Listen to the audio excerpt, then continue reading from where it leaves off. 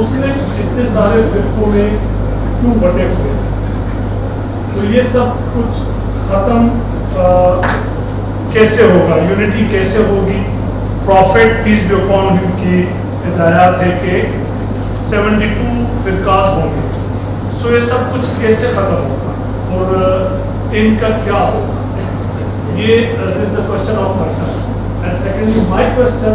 ایک سوال ٹائم اس کے بعد پوچھ سکتے ہیں. بھائی صاحب کے بیٹے نے سوال کیا، وہ حدیث جو کوٹ کری ترمذی کی حدیث نمبر 171 ہے، جہاں اللہ کے رسول نے فرمایا کہ 73 فرقے ہوں گے. اللہ کے رسول نے فرمایا ہوں گے، نہیں کہا کہ بناؤ. ان کی پیشن گوئی تھی کہ جس طریقے سے یہود میں 71 فرقے، عیسائیت میں 72 فرقے، اسلام میں 73 فرقے ہوں گے، اور اس میں سے ایک فرقہ صحیح ہوگا، وہ جو جماع کے ساتھ ہے، جو اللہ اور اللہ کے رسول کے ساتھ ہے، جو عمل کر رہا ہے اللہ کے رسول کے پیغام پہ. اور قرآن میں آتا ہے سورہ انعام میں سورہ نمبر 6 آیت نمبر 158 اور 159 میں کہ فرقے مت بناؤ.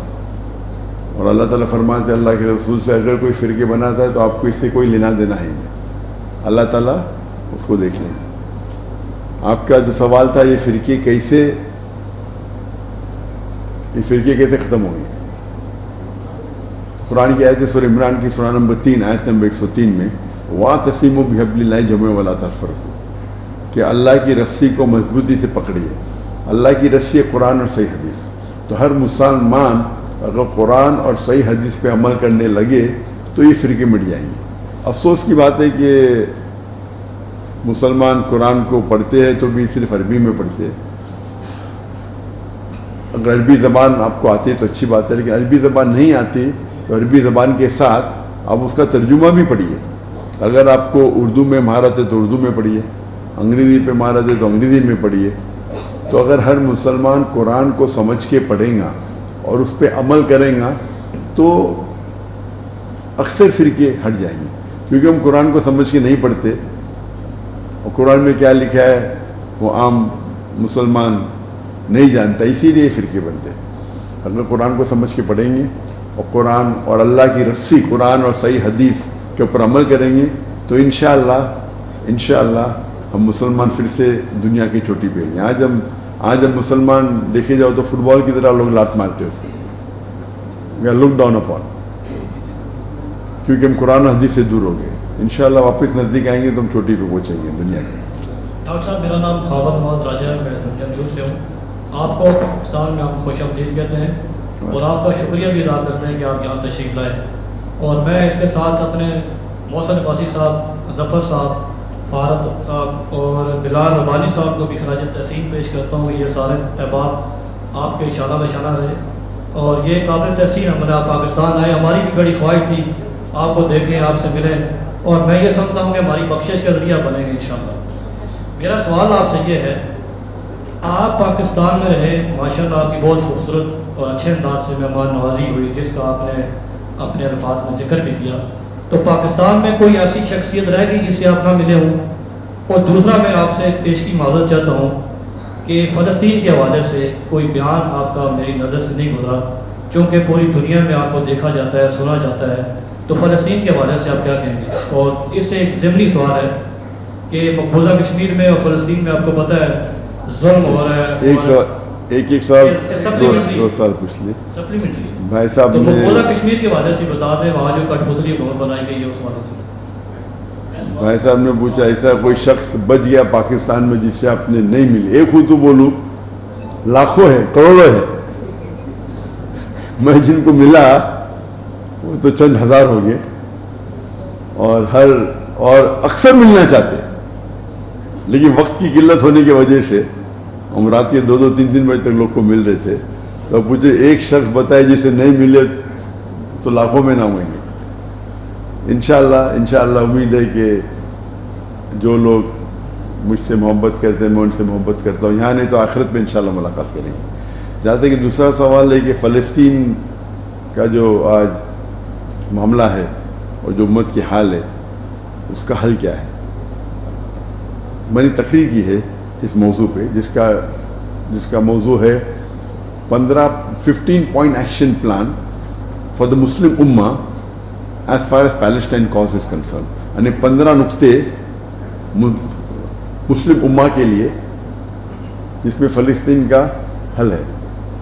یہ لمبی تقریر ہے جو میں نے انگریزی میں دی ہے، لیکن اردو میں بھی اس کا خلاصہ کر چکا ہوں میں. یہ اگر آپ دیکھیں گے تو اس میں آپ کو ڈیٹیل ملیں گے. جہاں تک کہ آپ نے کہا وہ کشمیر کا پورا میں نے سوال سنا نہیں، لیکن جو کشمیر کی جو حالت ہے ٹھیک ہے، ہم دیکھتے ہیں مسلمانوں کو کئی جگہ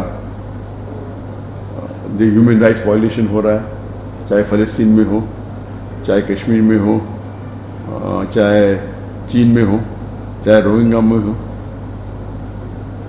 اگر مسلمان اس کا حل وہی ہے، 15 پوائنٹ ہے نا، وہی حل ہے.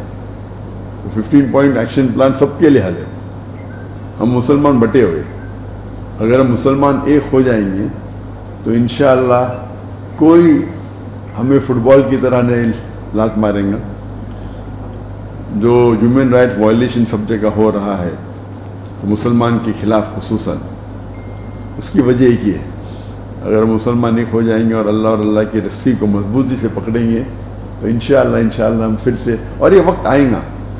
اللہ تعالیٰ فرماتے قرآن مجید میں 3 جگہ، سورہ توبہ سورہ نمبر 9 آیت نمبر 33، سورہ فتح سورہ نمبر 48 آیت نمبر 28، اور سورہ صف سورہ نمبر 61 آیت نمبر 9، هو الذی ارسل رسولہ بالہدی ودین الحق لیظہرہ علی الدین کلہ.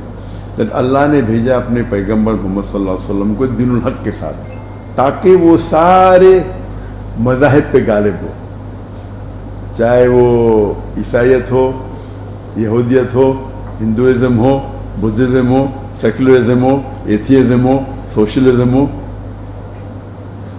اسلام is destined to supersede all, کل ماسٹر دیم آل. اور اللہ تعالیٰ 2 جگہ کہتے ہیں وَلَوْ قَرِحَ الْمُشْرِكُونَ، کتنا بھی مشرک نہ چاہیں گے، کتنا بھی غیر مسلمان نہ چاہیں گے. اور ایک جگہ کہتے ہیں اللہ وَكَفَىٰ بِاللَّهِ شَهِيدًا، اور اللہ شہادت کے لیے کافی ہے. تو اللہ کا وعدہ ہے کہ ہمارا دین غالب ہوگا. اور صحیح حدیث میں بھی اس کا ذکر آتا ہے کہ قیامت کے پہلے مسلمان 60 سال تک پوری دنیا پہ حکم کریں گے. اور شریعت کے وہ ہے کہ ہم مسلمان کو بھی یہ دیکھنا چاہیے، اللہ نے وعدہ دیا تو اللہ سبحانہ و تعالیٰ کو آپ کو اور میری ضرورت ہی نہیں، اللہ تعالیٰ اکیلے کافی ہے. اللہ ہم کو موقع دے رہے کہ آپ قرآن و حدیث پہ چلتے ہیں کیا نہیں. اللہ کو تو ہماری ضرورت ہی نہیں. ہمیں کیا جو اللہ تعالیٰ کو اگر فلسطین کا حل کرنا ہے وہ تو 1 سیکنڈ میں کن فیکن ہو سکتا ہے. اللہ تعالیٰ امتحان لے رہے ہمارا، جو فلسطین پہ ہو رہا ہے وہ فرض کفایہ کر رہے. ہم کیا کر رہے ہیں؟ فلسطین تو اکثر ایکسیلنٹ مارکس سے پاس ہوئیں گے، ہم فیل ہو جائیں گے. ہم کیا کر رہے ہیں؟ ان سے زیادہ ہمارا امتحان ہے. فلسطین کو دیکھ کے لگتا ہے صرف ایک ہی ملک پورے دنیا میں آزاد ہے، وہ فلسطین ہے، باقی سب آکیوپائڈ ہے. ایک ہی ملک آزاد ہے. تو انشاءاللہ قرآن و حدیث پہ عمل کریں گے تو ہمیں فتح ملے.